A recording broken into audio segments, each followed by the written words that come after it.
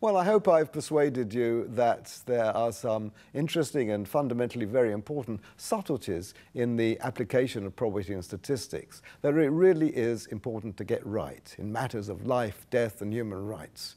And the logical issues don't necessarily involve any deep mathematics.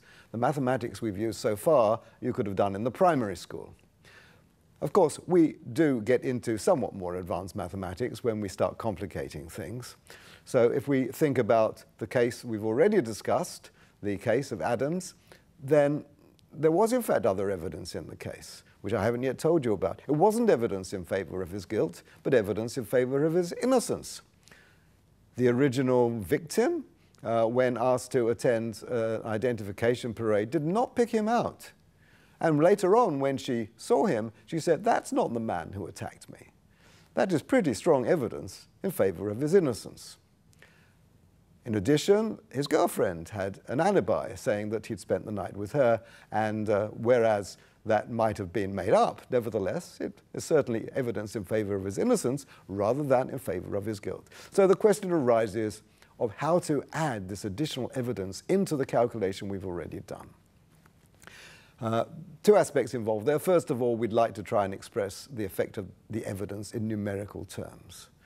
We already had numbers associated with match probabilities, and there is a way of taking the two numbers, the probability of the match if somebody is guilty and the probability of the match if they're innocent, and just forming the ratio, which in that case was 2 million, which is called the likelihood ratio. And we can do the same for other items of evidence, such as the fact of non-identification and the alibi.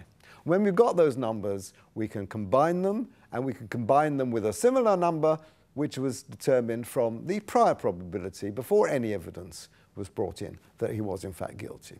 We can then multiply these together, and there's a formula called Bayes' theorem, which you can learn about in the sixth form, which tells you exactly how all those numbers should be combined.